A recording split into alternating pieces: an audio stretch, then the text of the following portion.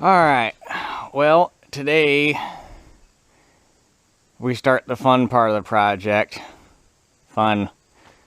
Get all the tin stripped off this side of the machine so we can get in there and see what all we got to do to get the grain tank pushed back out straight. So, this is going to be a job. Hopefully by the end of the day we got all the tin off and the elevators off. And, well, I'll get up there. Luckily, the way this tank is built, it's going to make life a little easier, I think.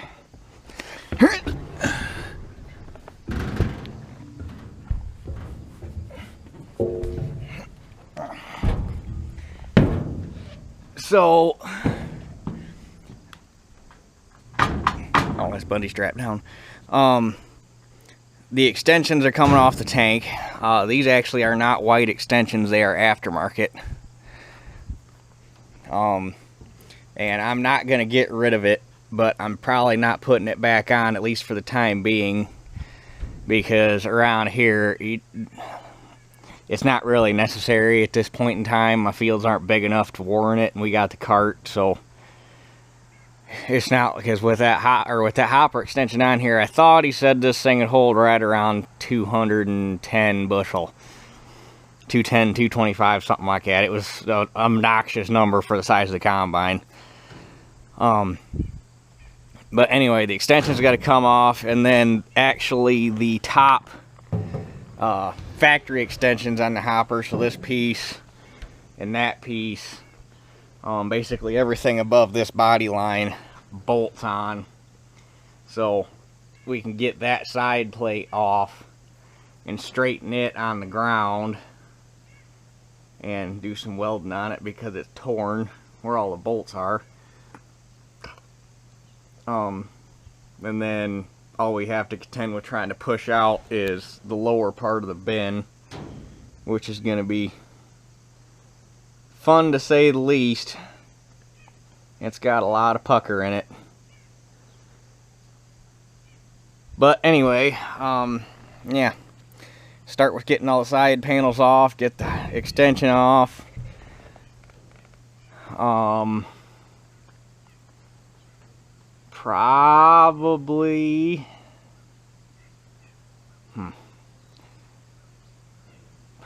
gonna try to get that off before the elevator. That way I don't have to try to disassemble the elevator on the machine. I don't know, we'll see how it plays out. But anyway, for step one, getting all the tin off the side. Alright. Well, all the tin's off, hopper extension's off. Well, technically both hopper extensions, if you want to consider that a hopper extension. It kind of came back out, well, I can't call it straight, but it came out straighter than it was. When I got all the bolts out of it, it tried to spring back, so it wants to be straight. And then that's the piece the filler piece that goes right there around the chopper belt. That's the lower piece is fine. This piece is, the upper piece is wadded. And then that's the lower panel there. It's straight except for this bracket that they got welded back here must have took a hit, and it obviously cracked that shield out there. And then the rear lower, which is here, is perfect. I don't see anything wrong with it. And then the rear upper, most of the damage was right up here on top, which that's going to be kind of fun to get out because it's supposed to be rounded like this, and it's smashed flat. So that's going to be interesting. The side panels on this thing are going to be a project in themselves, although really, that's going to be easy to push out. That's going to be easy to push out. This is the top extension that goes across behind the cab. That is cracked there and got a wrinkle in it, but that's going to be easy to fix. The hopper extension itself is going to be a little bit of a chore because it's one piece. I was really hoping it was 4 panels bolted together, and it's not. So that's going to be fun, but it's doable. So really the hardest side panel to fix is this one. That's going to be kind of interesting, just because of the profile it's got bent in it. As for the bin itself, well, I'll show you the bin once we get the elevator off, but that's basically the next step, is taking the elevator off and looking at it. Once I got everything off, I really don't know if I'm going to have to use that other elevator I got, because I don't really see a whole lot wrong with this one. It looks like the only thing it did was tweaked it right here. It pulled it out. And I might try to fix that before I use that other elevator, just so that this matches. But we'll see what it looks like when I actually get it off the machine, because there's really no damage to it up top.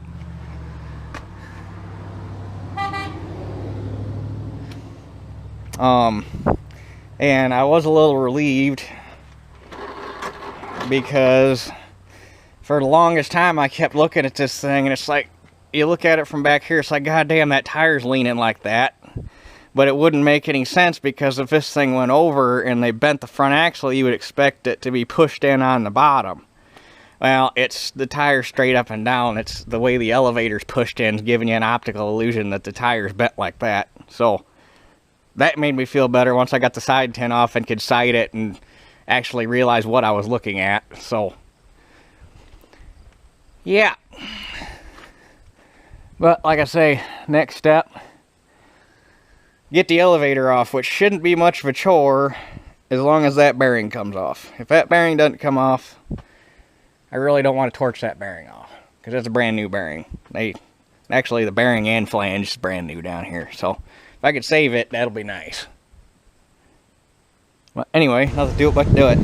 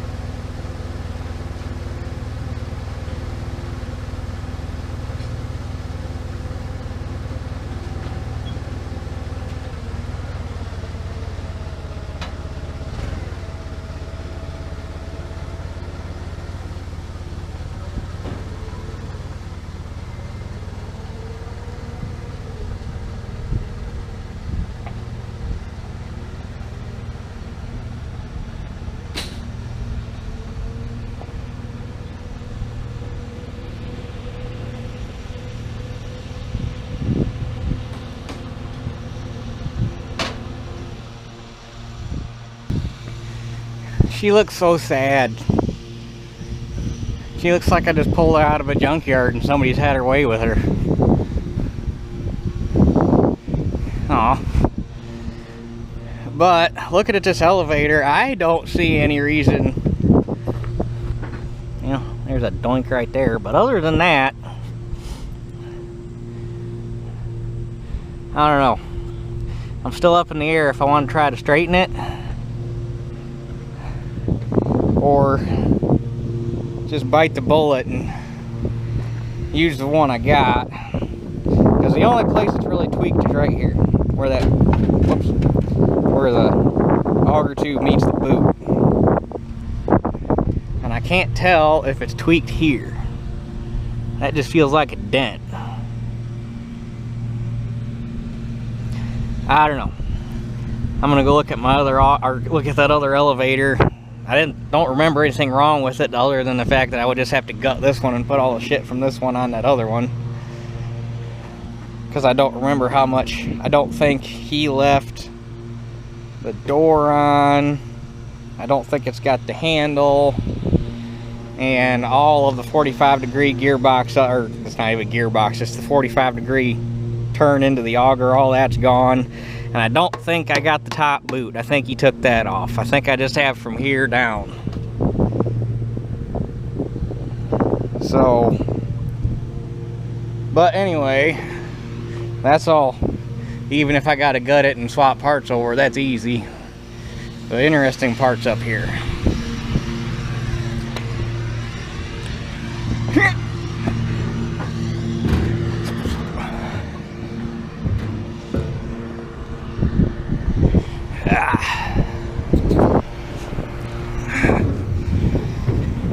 So, it pushed it up here and broke the spot welds, hold it to this gusset, although the fact that this gusset here makes it nice because it's going to make it easier to push this radius back around.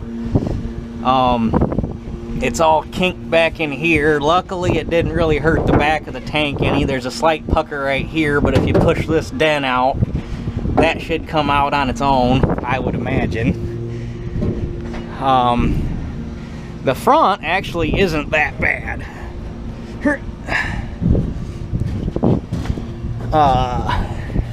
There's nothing here.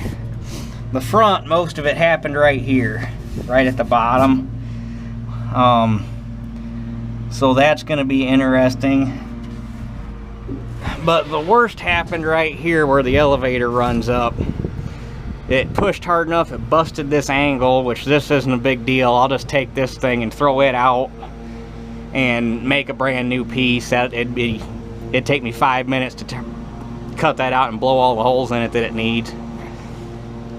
And then it took this and pushed it in, and it pulled the side of the tank with it. And then it tore it here, tore it there. This has been broke at some point, and somebody gobbered some weld in there, which would have been fine if they'd have ground it back all smooth. And then when it pushed the exhaust in, it puckered this down. This needs to be pushed back up. So, as long as everything pushes easy, this shouldn't be that big of a deal. We're thinking take a 2x12 or something with some meat to it and hang up against that side of the tank and put our porta power in here and push it, because it's all sheet metal. It shouldn't move hard at all. In theory, the worst part's going to be fixing all of the cracks. I don't know, now that all the shit's out of the way though, it doesn't look nearly as bad. At least I don't think it looks nearly as bad as what it could have been. Get to fixing on it, gonna have to pull the exhaust off, but that can, well, really just the 90 here coming up should have to come off. But that can wait till we're actually ready to start working on it. Unfortunately, this is about all the further I can go today, because I got to get stuff put away because I got afternoon plans. And hopefully get this video uploaded yet tonight. So, yeah. It doesn't look like a lot of shit to take off, but there was so many bolts. So many bolts. Although surprisingly, I only had to cut one, and the 2 bearings that had to come off to remove all that stuff came off on their own. I didn't have to didn't even have to get any heat on them. So anyway, I guess that does it for this one. We'll catch y'all on the next one. So I lied, a little bit of an addendum to the end of this video here. First off, I forgot to mention at the beginning that yesterday after I got done, I was kind of pissed at the shifter on this thing, so I brought it back down and got the cables adjusted where it'll stay in second and third both, and I don't know why it wouldn't shift into first, because I went down I got the transmission in neutral, went down, unhooked the first gear shift cable, pushed the shift rail by hand into first, pulled it back out to neutral, hooked the shift cable back up, and now it'll shift into all 3 gears. I don't know what the hell it did.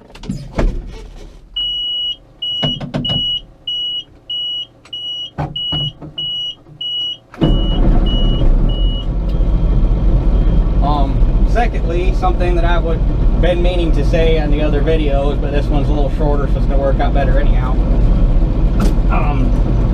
I know I got some guys from Iowa that watch my videos, and I just wanted to give those guys a little bit of a shout out because they're kind of going through a living hell right now, dealing with the aftermath of that storm. And as much as the crop damage or complete and utter crop devastation sucks and the damage to buildings, I just really hope that everybody is physically okay, because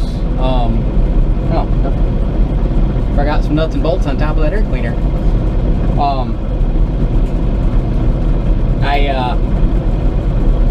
You know, as much as crop damage sucks and destroyed buildings suck, and as much as you hate to see it, that's nothing that you can't come back from, and it's nothing insurance won't pay for, and you're going to have to go through some hard times to get through it, but you'll get through it. Losing a family member or something like that due to a storm, that's nothing that anybody should ever have to go through. So I just hope everybody's, you may be in a bad mental state right now, and I can't imagine what you guys are going through, but I hope everybody's physically okay and you're not grieving a loss of a family member, because that would suck. But I'm gonna grab these bolts real quick because they're raining down. Okay, that was annoying me. Gotta swing my auger back in here. It's a lot easier getting up and down if you remember to swing that thing out before you shut it off. I don't know what I'm gonna do with that turret auger. Is gonna spoil me too. That's nice.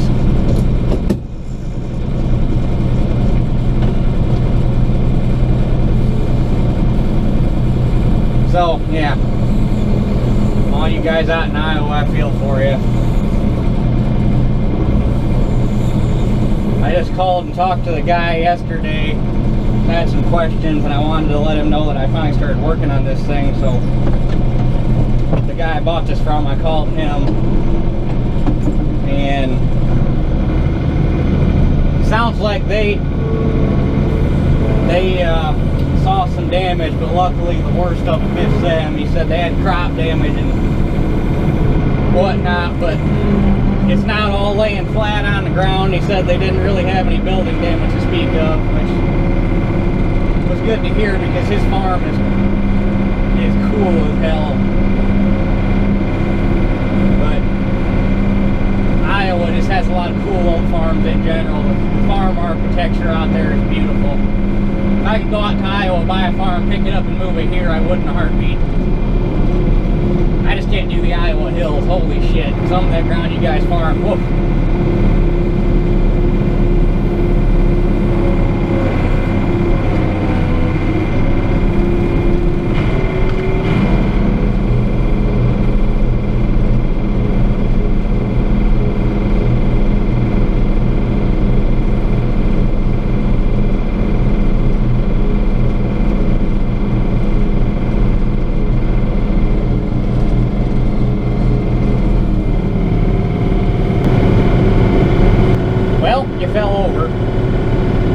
I'm definitely going to have to get a mag mount before I start running this thing, because there's no place to use my camera mount in here. The only option I'm going to have is to stick it to something metal, which with the cab kit, the options are kind of limited in that respect too.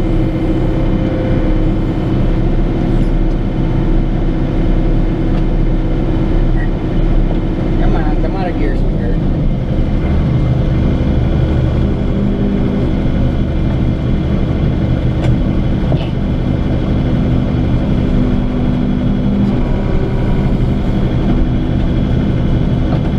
There.